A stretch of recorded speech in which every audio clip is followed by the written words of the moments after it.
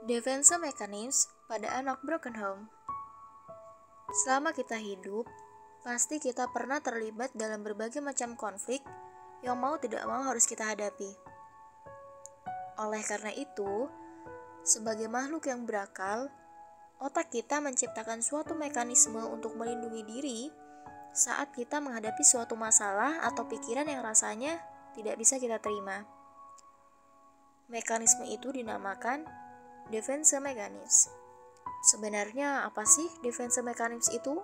Defense mechanism adalah strategi psikologi yang kita gunakan secara tidak sadar untuk melindungi kita dari rasa gelisah saat kita merasa terancam atau saat menghadapi hal lainnya yang rasanya tidak bisa kita terima.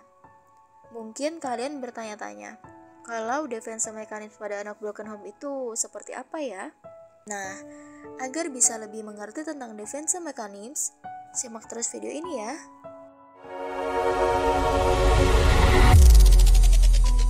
Satu, denial. Denial adalah salah satu defense mechanism di mana seseorang menolak atau menyangkal suatu fakta atau realita yang ada. Dalam kasus anak broken home, mungkin ada yang masih menyangkal akan fakta bahwa keluarga mereka sedang mengalami suatu masalah. Sikap penyangkalan inilah yang disebut sebagai denial. 2. Repression. Repression berarti memblokir suatu perasaan atau ingatan buruk akan suatu hal. Salah satu contohnya adalah ketika seseorang takut untuk mempercayai orang lain. Mungkin itu karena ia pernah dibohongi atau dikhianati oleh seseorang yang sangat ia percayai. Contohnya seperti anggota keluarga. Karena hal tersebut merupakan peristiwa buruk baginya, ia pun secara tidak sadar memblokir ingatan tentang peristiwa itu. Namun, sebagai efek dari pemblokiran ingatan tersebut, ia jadi memiliki trust issue atau masalah susah percaya terhadap orang lain. 3. Sublimation.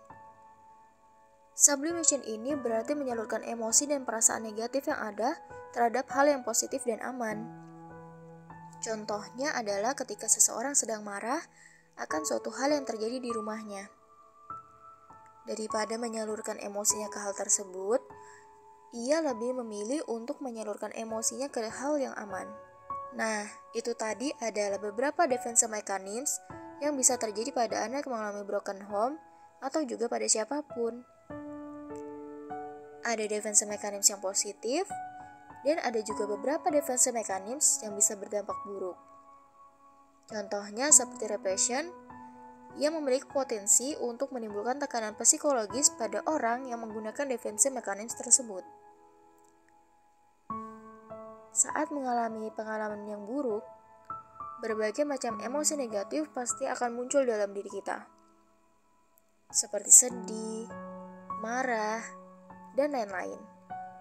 Akhirnya, kita pun secara tidak sadar menggunakan defense mechanism sebagai bentuk perlindungan diri dari ingatan dan emosi yang sebenarnya ingin kita hindari. Tapi, aku percaya bahwa ketika kita mengalami suatu hal, itu berarti kita memiliki kekuatan untuk menghadapi dan melewati hal-hal tersebut.